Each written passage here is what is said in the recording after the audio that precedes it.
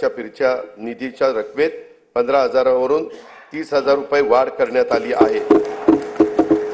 उल्वे नवी मुंबई येथे unity mall बांधण्यात येत असून त्यातून महिला बचत गट व कारागिरांना उत्पादनाच्या प्रदर्शन व विक्रीसाठी हक्काचे व्यासपीठ उपलब्ध होईल।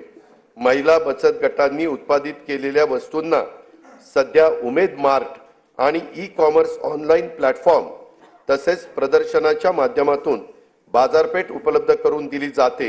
याद्वारे आतापर्यंत 15 लाख महिला ह्या लखपती दीदी होण्याचा मान मिळाला असून या वर्षात 25 लाख महिलांना लखपती करण्याचं उद्दिष्ट शासनाने ठरवलेलं आहे। महिला लघु उद्योजकांसाठी या आर्थिक वर्षापासून पुण्यश्लोक अहिल्यादेवी होळकर महिला स्टार्टअप योजना सुरू करण्यात येणार आहे। स्टार्टअपच्या अनुषंगाने अखिल भारतीय स्तरावरील महासंमेलन राज्यात आयोजित करण्यात येईल। पर्यटन क्षेत्रातील महिला लघु उद्योजकांनी 15 लाख रुपयांपर्यंत घेतलेल्या कर्जावरील व्याजाचा परतावा शासनाकडून करण्यासाठी आई योजना सुरू करण्यात आली आहे। त्यातून 10,000 रोजगार निर्माण होणार आहे।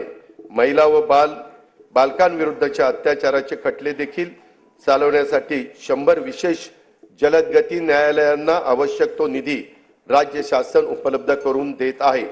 राज्यामधील व्यावसायिक शिक्षणामध्ये मुलींचं प्रमाण वाढवण्यास शासन कटिबद्ध आहे। अभियांत्रिकी, वास्तुशास्त्र, औषध निर्माण शास्त्र, वैद्यकीय तसेच कृषी विषयक सर्व व्यावसायिक पदविका अभ्यासक्रमासाठी प्रवेशित 8 लाख रुपयांपर्यंतच्या वार्षिक कौटुंबिक उत्पन्न असणाऱ्या इतर मागास वर्ग तसेच आर्थिकदृष्ट्या दुर्बल घटकातील मुलींना शिक्षण शुल्क व परीक्षा शुल्कामध्ये 100% प्रतिपूर्ती करण्यात येईल।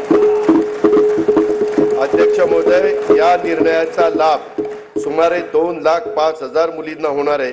शैक्षणिक वर्ष 2024-25 पासून ही योजना सुरू करण्यात येणार असून सुमारे 2,000 कोटी रुपयांचा भार दरवर्षी राज्य सरकार याकरता उचलणार आहे। स्वावलंबी